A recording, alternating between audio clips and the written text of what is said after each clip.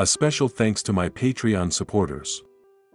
Cops of Reddit, what has so far been the creepiest call of your career and what happened? This is one of the reasons my dad only lasted a year in the highway patrol. He was dispatched to a single car accident on a very rural highway in a remote area. Found two women in the car, one about 60, the other late 20s. Turns out they were mother and daughter. Both were unconscious and had to be transported to the hospital. Dad took some photos, made some diagrams, whatever they did back then, mid-1970s. Went to the hospital to see if he could get a witness statement from either woman. Mom was dead, daughter in a coma, but there was a relative there, so Dad went to talk to her. First words out of her mouth, "But where's the baby?" Turns out the daughter was also a mother and nobody knew where the baby went.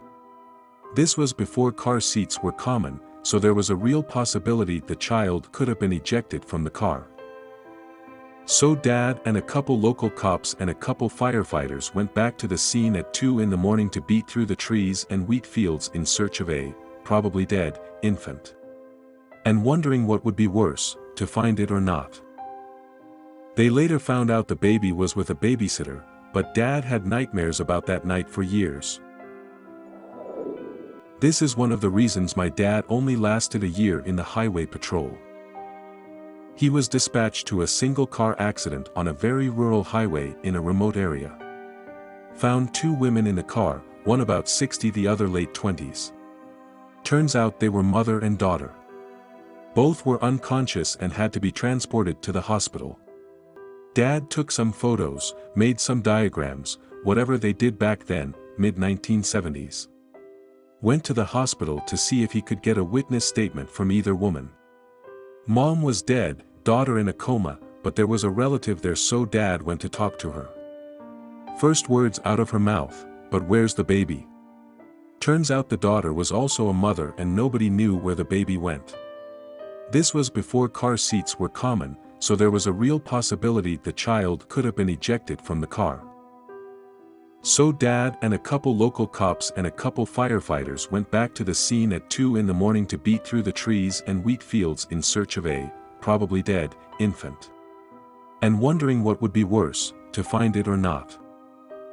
They later found out the baby was with a babysitter, but Dad had nightmares about that night for years. Wife was a cop for a while and told me of a really odd story about a guy that decided to walk into the station one day, but wouldn't sit down. He acted real out of place but didn't know what to do, so he asked to speak with someone about domestic abuse. Standard procedure was to check him out, so they noticed he had cuts and bruises on his wrists and arms. Again, guy wouldn't sit down and was on the verge of tears. After asking if he wanted the chaplain or maybe see a doc about what happened, he finally told someone the story. He got himself a really nice Russian wife, but she didn't like how little money he was giving her, so her answer to that was to tie him up and do things to his lower half, hence the no sitting. Apparently he managed to escape but didn't know what to do because she was technically illegal in the first place. My dad was a cop in the 70s and 80s in NYC. New York was pretty rough. I think he has PTSD, still has nightmares and fights in his sleep. My mom kicks him out of bed because of this. He once told me about what they would call a space case. He arrived on the scene in the subway of a man stuck between the platform and subway train. The only thing keeping him alive is the train before all his insides fall out after they remove the train. I can't even imagine. I used to live with a British transport police officer. He told me that people who jump under tube trains and don't get fully impacted by the train end up wrapped around the wheels and stay alive until being released. The pain and release of blood kills them, but until then they are chatty and completely aware. He also said that people hit by bigger trains often end up with their wallet inside their chest cavity, which they have to try get out to make identity. Got a call about a man that beat his wife and took off with the kids. We found his car 2 hours later parked in the desert.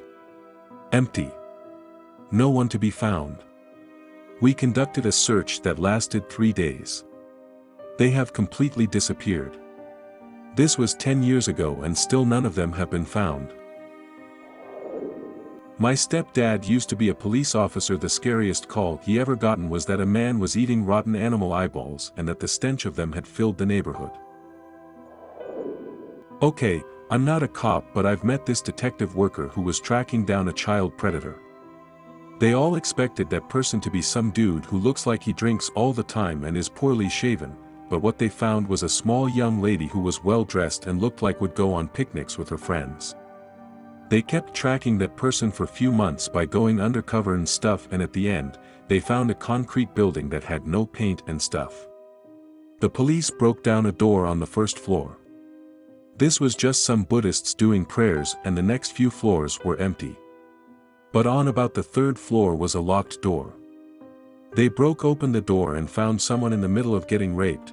They later said that they had been there for months, and it all started when they saw an ad for a high-paying job at the other side of the country. Most of the calls, those who are in law enforcement, or were in law enforcement in the past, I'm former law enforcement, respond to aren't creepy, but just sad. Some involve fatalities, missing persons, etc. Mine was a call responding to possible drug use. I respond with a backup unit. Find numerous individuals in the residence. Find evidence of drug use, paraphernalia, residue, etc. What made it sad was that some of the individuals were just young girls, age was anywhere from late teens to early 20s, that had gotten pulled into the drug usage, gotten addicted, were being exploited due to their addiction, etc. I remember looking at these young women, thinking of how their entire life had been derailed, not to mention the exploitation, due to getting addicted to drugs, and just how sad the realization made me.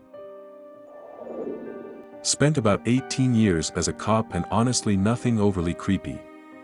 Tragic calls, sad calls, senseless calls were normal. No one ever calls the police when they are having a good day.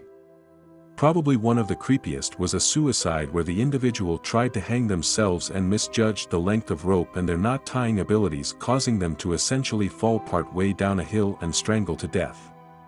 You could see where they had attempted to claw back up the hill before they died.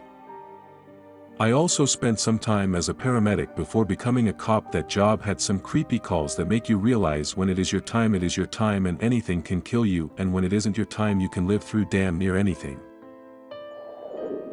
I can give some examples. Call text states the mother is calling about her son and daughter fighting. We show up, and she has stabbed him in the chest with a carving fork which has collapsed his lung.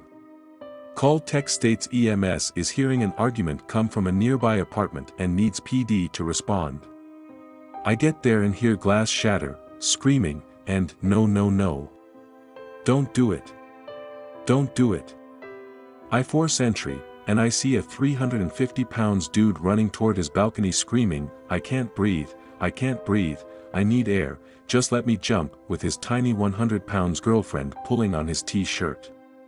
She is screaming bloody murder. So I grab him and take him to the ground, which was hard due to his size. He keeps saying he can't breathe. I sit him up and put his hands on his head. I get EMS there and he says his name and keeps talking about being unable to breathe. He gets loaded up and taken to the ambulance.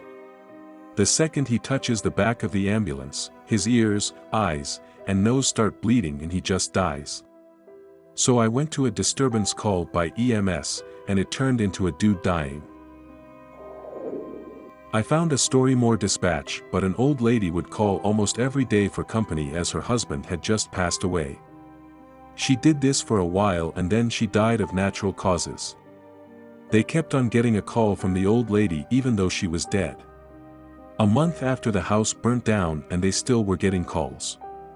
2 months later the calls stopped.